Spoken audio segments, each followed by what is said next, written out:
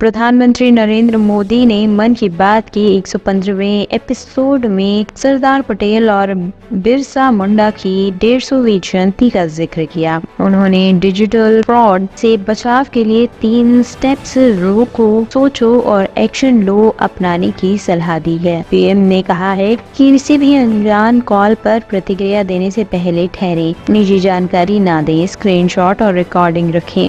इसके अलावा फ्रॉड की स्थिति में राष्ट्रीय साइबर हेल्पलाइन 1930 पर संपर्क करने का सुझाव दिया है। डॉक्टर अनिल गोयल ने सफेदा बस्ती में स्थित लोगों के साथ प्रधानमंत्री के इस एपिसोड को सुना। डॉक्टर, आज मन की बात को लेकर प्रधानमंत्री मोदी का कार्यक्रम हुआ था, उसमें सबसे पहले आप क्या कहेंगे? देखिए, प्रधानमंत्री मोदी जी ने अपनी मन की बात शुरू की 115वें एपिसोड में। सबसे पहले कहा कि हम महात्मा गांधी के बताए हुए रास्ते पर, हमारे स्वामी विवेकानंद जी के बताए हुए रास्ते पर चलें।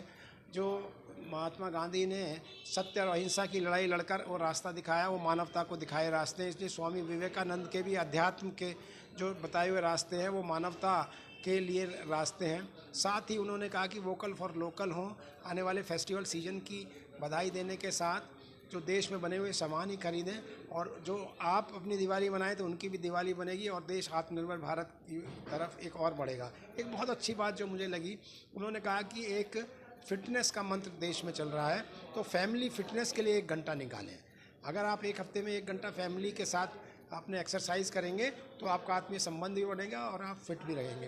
रन फॉर यूनिटी जो 31 अक्टूबर को होती है वो दिवाली के दिन पड़ रही है, इसीलिए उन्होंने कहा कि उसको 29 अक्टूबर को रन फॉर यूनिटी करें। एक बहुत सारे फ्रॉड्स बढ़ रहे हैं, डिजिटल अरेस्ट कह रहे हैं, डिजिटल क्राइम बढ़ रहे हैं, लाखों की संख्या में एक आते हैं वो।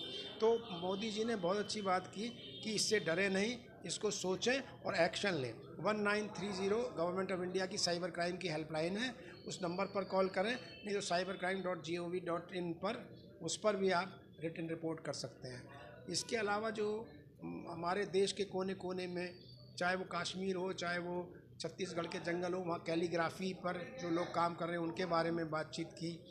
ऐसी बातचीत करने से हम सबको भी प्रेरणा मिलती है कि हम सब भी कोई एक अच्छा काम करें, तो मोदी जी उसको देश के जन जन तक पहुंचाएंगे।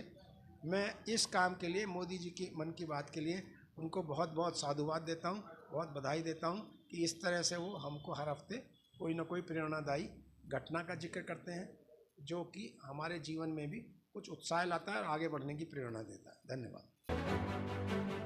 टॉप स्टोरी ब्यूरो के लिए दिल्ली से रवि डालमिया की रिपोर्ट।